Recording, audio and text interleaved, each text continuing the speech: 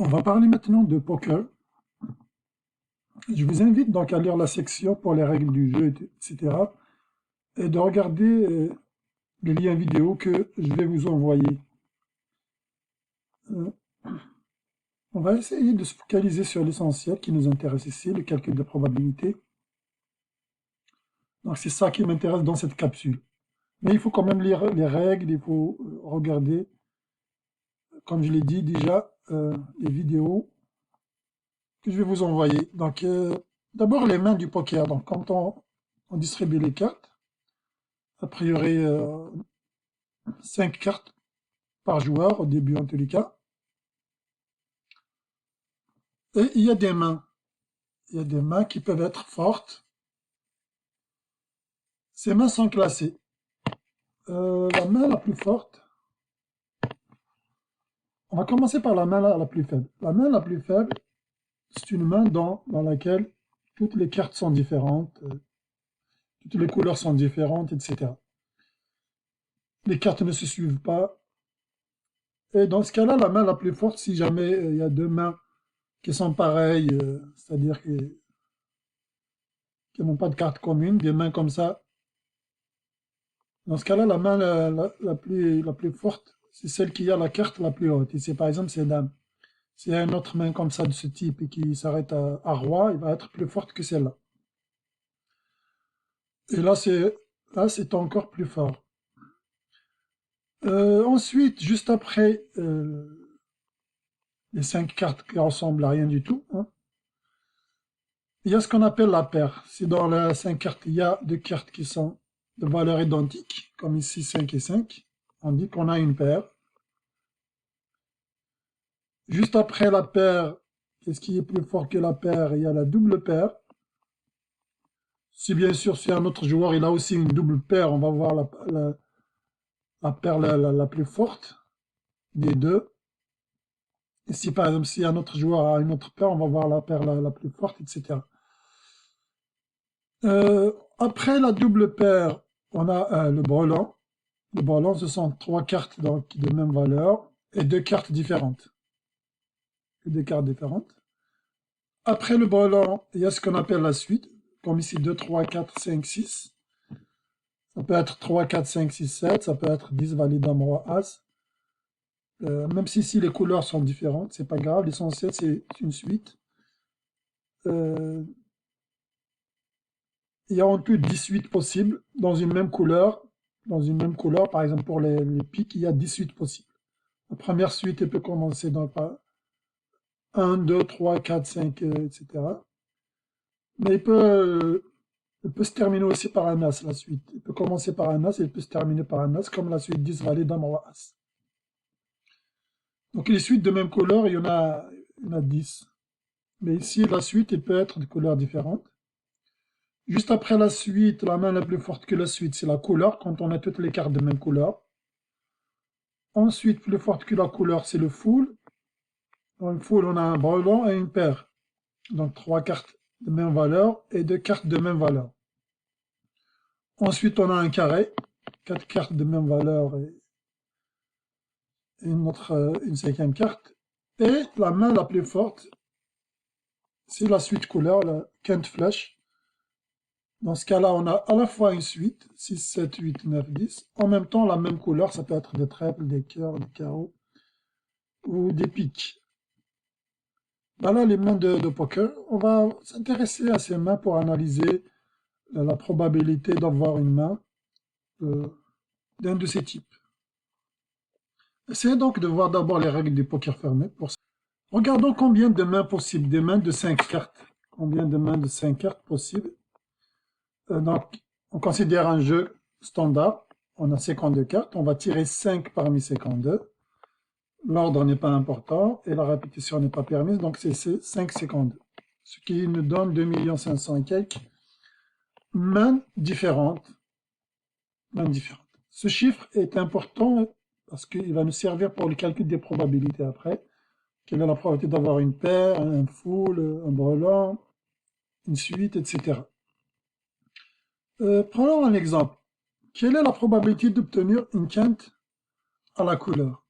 Une quinte à la couleur. C'est quoi une quinte à la couleur? C'est une suite couleur, c'est ça. Dans une suite couleur, qu'est-ce qu'on peut dire? Pour voir la probabilité, il faut d'abord s'intéresser au nombre des cas favorables à cet événement. Pour choisir une suite couleur, premièrement, on peut couper l'événement, on peut dire, on va choisir d'abord une couleur. Ensuite, à l'intérieur de cette couleur, on va choisir une suite. À l'intérieur d'une même couleur, il y a 10 suites possibles, puisqu'on a 5 cartes. C'est comme ça qu'on peut couper l'événement. Donc, on va choisir d'abord une couleur parmi 4. Ensuite, on va choisir une suite parmi 10 à l'intérieur de cette couleur. C'est comme ça, donc, on va résoudre le problème. Donc, en considérant l'événement A, c'est obtenir une quinte couleur, on peut dire que le nombre d'éléments favorables à l'événement A est... Donc, on a dit on choisit d'abord une couleur parmi 4. Enfin, on a 4 choix de couleurs, c'est 1, 4, une couleur parmi 4. Une fois on a choisi une couleur parmi 4, on va choisir une suite parmi 10. Il y a 10 choix. On a dit, dans la même couleur, il y a 10 suites possibles. 10 suites de 5 cartes consécutives. Donc en gros, il y a 4 fois 10. Il y a 40 événements favorables. Il y a 40 suites favorables de même couleur. Pour chaque couleur, en fait, il y a 10 suites possibles. Et la probabilité donc de l'événement A, c'est égal au nombre d'événements favorables à A sur le nombre de mains possibles. Le nombre de mains possibles, on a dit, c'est C5, 2. Ce qui donne 40 sur... Voilà donc la probabilité à peu près. Vous voyez que quand même, c'est une probabilité très faible d'obtenir une main de ce type. Ça revient à dire que la probabilité est en fait 0,0015%. En termes de pourcentage, la chance d'obtenir, ce serait 0,0015% de chance. Bien une probabilité, mais c'est 0,000015. On va parler de l'exemple 3.25. Essayez d'arrêter la capsule et de le faire vous-même avant de voir la solution. Dans ce numéro, on nous intéresse à la probabilité d'obtenir un carré. Un carré. En fait, dans ce numéro, il n'y a pas forcément...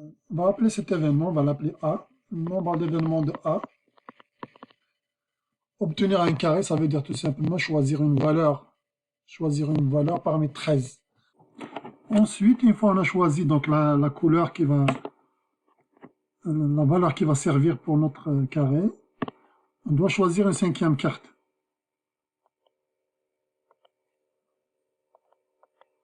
On choisit une 5e carte. Donc on choisit une carte parmi combien? Parmi 52 moins les 4 cartes qu'on a choisies pour notre carré. Choisir 1 parmi 13, on a 13 choix possibles. Soit choisir une carte 1 parmi 48, on a 48 possibles. Donc c'est 13 fois 48 qui est égal. Et voilà, donc on trouve le nombre de cas favorables, c'est 624.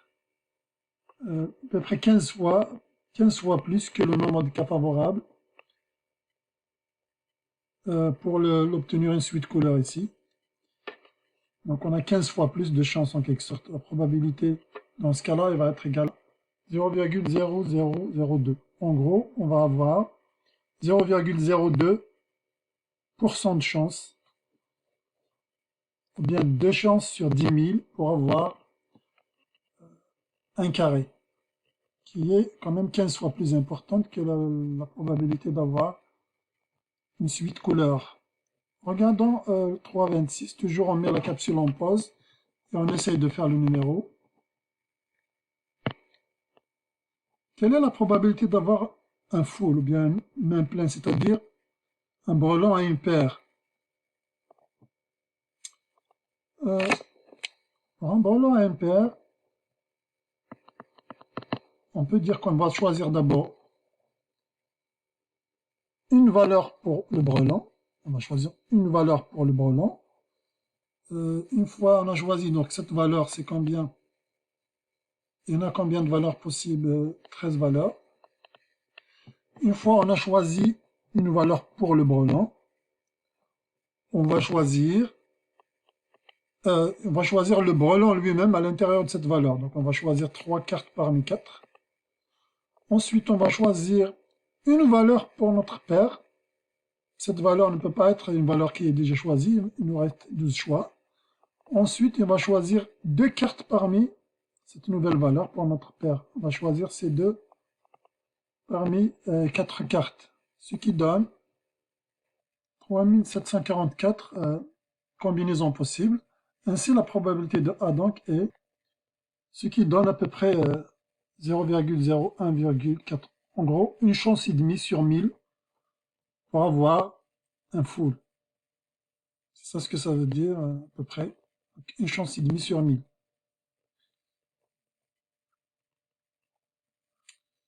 De manière générale, donc, je viens de faire ce calcul déjà. Dans le calcul des probabilités des cartes, il est important de savoir, il y a 13 valeurs possibles, donc de l'As jusqu'au Roi, il y a 13 valeurs. Il y a 4 couleurs différentes. Et pour chaque couleur, il y a 4 cartes. Ensuite, il y a 18 possibles à l'intérieur de la même couleur. 18 possibles.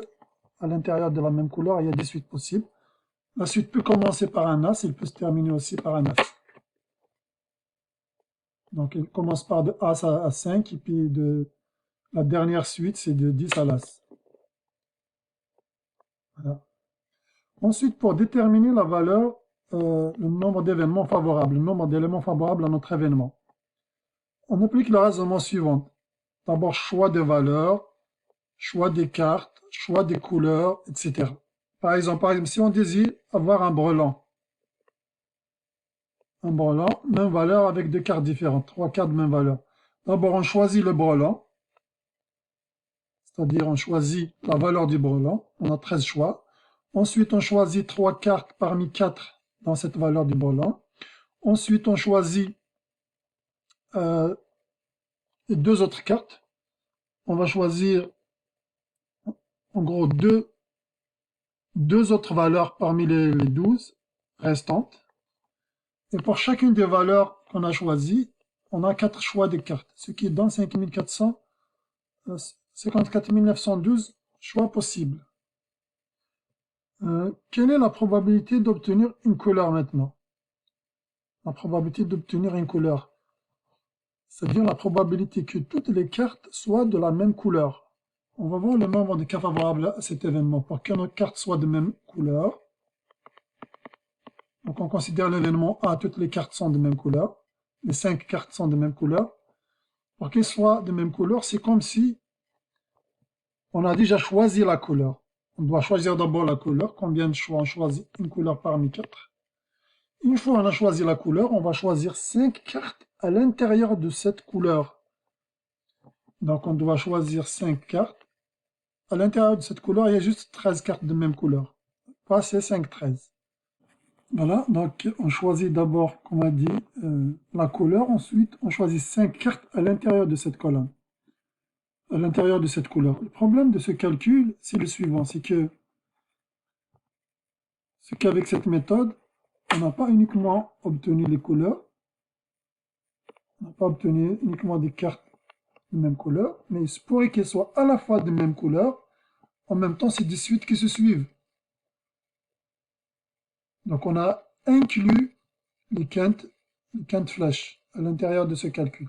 Donc en fait, comment on va faire? On va essayer d'exclure ces suites-là, on va les exclure de notre calcul. En gros, on va prendre uniquement 5 cartes de même couleur, mais qui ne se suivent pas. Donc j'ai toujours 4 choix de couleurs. J'ai toujours ces 13 possibilités de prendre 5 cartes parmi 13. Mais je dois retirer toutes les suites qui se suivent. On a dit, il y en a 10. Il y en a exactement 10 suites qui se suivent, comme ça, 10 suites de 5 cartes à l'intérieur d'une même couleur. Voilà. Ceci donne, donc on obtient à peu près 0,0003, en gros 0,1% de chance d'avoir une suite couleur et qui est légèrement plus faible que la probabilité d'avoir un full. On va ici, probabilité d'avoir un full. Donc ici, la probabilité d'avoir un full. Ici, la probabilité d'avoir une couleur. On voit que la probabilité d'avoir couleur est légèrement plus faible que celle d'avoir un full. C'est pour ça d'ailleurs que couleur a moins de valeur. Full est plus fort que couleur. Dans le poker, avoir full, c'est avoir une main plus forte que d'avoir couleur. Faisons le numéro 328. Toujours on met la capsule en pause. Quelle est la probabilité d'obtenir une quinte?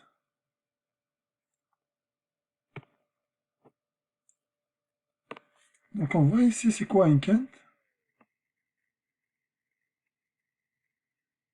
C'est une suite. Mais cette suite n'est pas de même couleur. Parce que si c'est une suite de même couleur, ça va être une quinte flash. Donc on devrait exclure les suites de même couleur lorsqu'on va faire les calculs. Donc on va calculer d'abord les suites, le nombre de suites possibles, et ensuite on va exclure les suites de même couleur. Donc dans ce numéro, on s'intéresse à la probabilité d'obtenir une quinte. On a dit pour une quinte, c'est une suite, mais il faut s'assurer qu'elle ne soit pas de même couleur, sinon ça devient une quinte flash. On s'intéresse uniquement à la probabilité d'une quinte. Pour ce cas-là, on a créé un événement qui va être juste obtenir une suite, c'est-à-dire elle peut être une quinte flash finalement. Après, on va retirer les quintes flash. On va voir tous les cas favorables pour obtenir juste une suite, peu importe. On va compter tous les cas favorables pour l'obtention d'une suite. Ensuite, on va retirer, donc une suite, ça peut être ça, ça peut être ça. Ensuite, on va retirer toutes les quintes flash possibles. C'est ça qu'on va faire. Pour obtenir tout simplement juste une suite, c'est le nombre d'événements de l'événement B, le nombre de cas favorables de l'événement B, égale. Comment on va réfléchir à cet événement? Pour obtenir une suite, donc là, on ne choisit pas l'intérieur de la même couleur, donc on n'a pas 4 choix de couleurs. Mais en revanche, on peut choisir le palier à partir duquel va commencer la suite. Est-ce que la suite commence à partir de 2, de 3, de 10, de 9, de 8? Elle ne peut pas commencer à partir de valet ou de roi ou de as, parce que c'est une suite de 5 cartes. En revanche, on a 10 choix possibles de commencement. Elle peut commencer par un as, par un 2, jusqu'à 10. Là, on ne choisit pas pour l'instant la couleur de la carte de début, mais juste le nombre de choix possibles pour le début, la valeur du début de notre suite. Donc, choisir une suite veut dire choisir d'abord la valeur de début, ensuite choisir les cartes elles-mêmes. Pour choisir la valeur de début, on a 10 choix possibles. On a dit qu'on a à l'intérieur de la même couleur, il y a 13 valeurs possibles. On a dit que dame, valet, dame, roi ne peut pas être choisi. Donc il reste juste 10 valeurs possibles pour le choix du début de notre suite. Une fois on a choisi le début, par exemple on décide que notre suite commence à partir de 3. Alors je vais avoir combien de choix pour le 3? Je vais avoir 4 choix de 3, puisqu'il y a 4 3 différents. Ensuite je dois choisir un 4, je dois choisir un 5.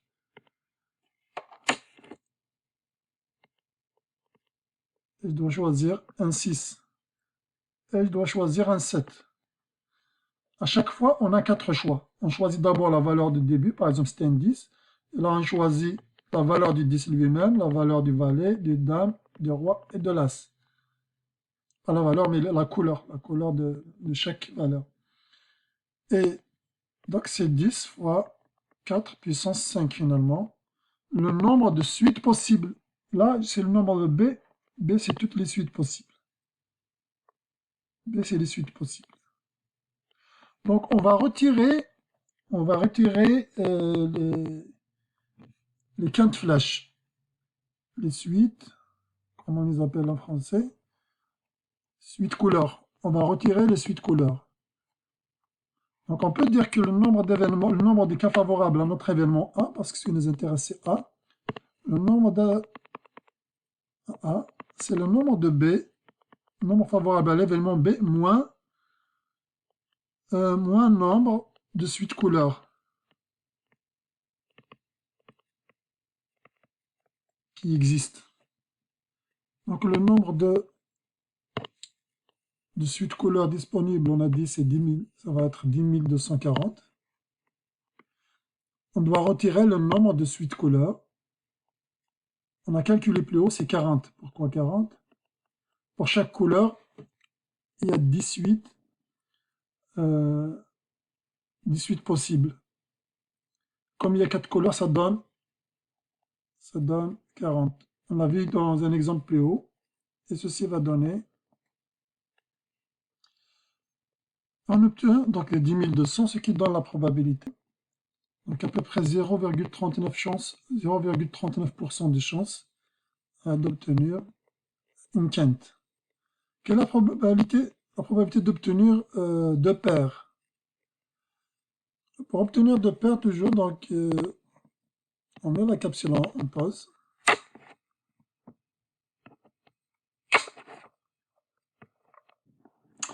Donc pour obtenir deux paires, comment on peut couper l'événement? On peut dire qu'on doit choisir d'abord les deux valeurs qui vont servir pour nos deux paires, deux valeurs parmi 13. Une fois on a choisi les deux valeurs, on va choisir à l'intérieur de ces valeurs donc deux cartes parmi 4 à chaque fois. Et ensuite on va choisir une dernière carte, une cinquième carte. Parce qu'on a une main, il doit avoir 5 cartes. Et donc le nombre de cas favorables à l'événement A est... Voilà, donc on a bien choisi deux valeurs qui vont servir pour les deux paires parmi 13. Ensuite, dans chaque valeur, on choisit deux cartes parmi 4. Mais on doit choisir quand même une cinquième carte. Donc on choisit une carte parmi 52, un moins 8 en fait. On ne peut plus choisir les valeurs qu'on a prises pour les paires. Ce qui va donner, ça donne une probabilité donc de 0,047, 4,7% de chance, pratiquement 5% de chance d'obtenir deux paires, qui est pas mal quand même. Voilà, c'est ça qu'on vient de calculer, la probabilité d'avoir deux paires. On a presque 5% de chance. Maintenant, la probabilité d'avoir une paire. La probabilité d'avoir une paire. Toujours, on va couper l'événement. On va choisir d'abord une valeur pour notre paire parmi 13. Ensuite, on doit choisir 4 cartes. Ils doivent être les 4 cartes qu'on doit choisir ne doivent pas former une paire ou un brelan, des choses comme ça. Donc les cartes doivent être de valeurs différentes. De valeurs différentes. Donc commençons d'abord par la paire. On choisit la valeur pour la paire. Ensuite, on va choisir la paire elle-même. C'est-à-dire on va choisir deux cartes parmi 4.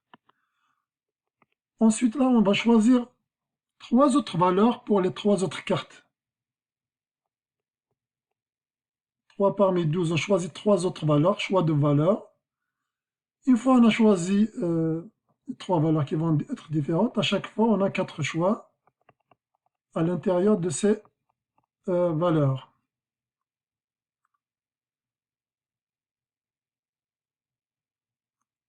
Voilà. Et on obtient 0,42, qui est égal donc à 42,25% de chance. On a 42% de chance en quelque sorte d'obtenir une paire. Quelle est la probabilité d'obtenir une main vide? Donc une main qui ressemble à rien. Elle est ni paire, ni brelan, ni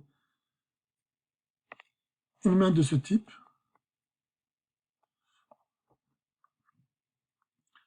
Il y a un moyen de faire, c'est de dire que c'est 1 moins la somme de toutes les autres probabilités. 1 moins la probabilité d'obtenir une quinte flèche, moins la probabilité d'obtenir un carré, moins la probabilité un full, etc. On peut réfléchir comme ça.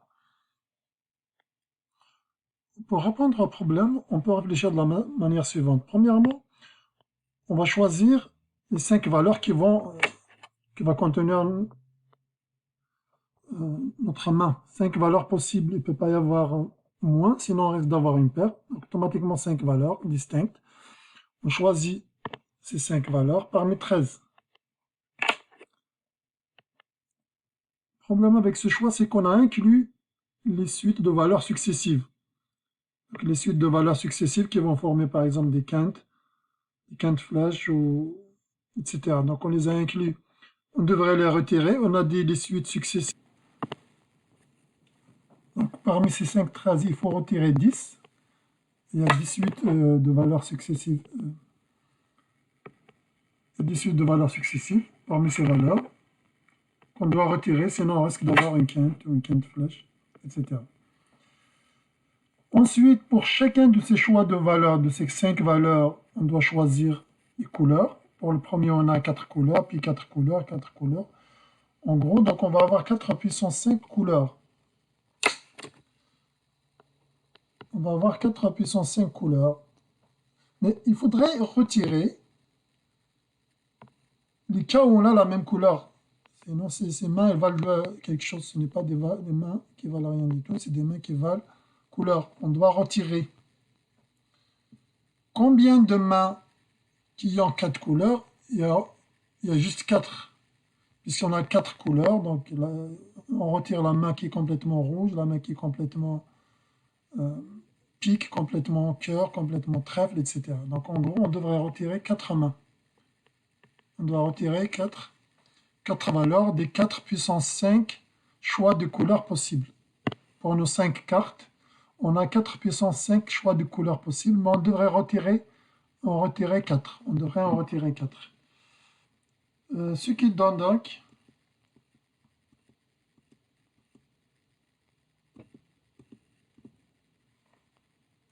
une probabilité à peu près de 0,50, c'est-à-dire 50% de chance environ d'obtenir une main vide. Une main vide tous les cas. On peut résumer les probabilités qu'on avait calculées dans ce tableau, sachant qu'on a rajouté une colonne pour un jeu de 32 cartes. Ici, on a 52 cartes. Ce sont les probas qu'on a calculées. Les probabilités sont relativement proportionnelles par rapport à la force de la main, par exemple. En d'autres termes, par exemple, si on voit ici que la suite quinte flash qui est la plus forte, eh ben, c'est la moins probable. C'est la moins probable. Ensuite, un carré, il est moins probable, mais il est plus probable que la quinte flash. Donc sa force est plus faible. C'est une main moins forte que le quinte flash, etc. Donc c'est relativement proportionnel. Mais ce n'est pas toujours le cas. Par exemple, si on voit avec un jeu de 32 cartes, si on voit un couleur qui a une main plus faible qu'un full, il a aussi une probabilité d'apparaître qui est plus faible. D'habitude, une main qui est plus faible, c'est une main qui a plus de chances d'apparaître. Pareil, on voit ici la paire qui est 53% de chance, alors qu'une main vide, il a juste 26% de chance. Voilà, donc ça c'est pour les probabilités. À partir de ces probabilités, on peut imaginer bien sûr une stratégie selon la force de la main qu'on reçoit. Est-ce que si on joue au poker par exemple, est-ce qu'on va passer, on va doubler la mise, on va se coucher, etc. Connaissant donc notre main et connaissant la probabilité des autres d'obtenir par exemple une quinte ou un carré ou une main pleine, etc. À partir de ces probas, on peut estimer si dès l'entrée de jeu on a une quinte par exemple, c'est-à-dire par exemple on a 39% de chance d'obtenir une quinte, 0,39% de chance. Est-ce qu'on peut baser une stratégie en fonction de la main qu'on reçoit dès le début, en connaissant la probabilité que les autres joueurs aient une paire et un carré, un brelan, etc.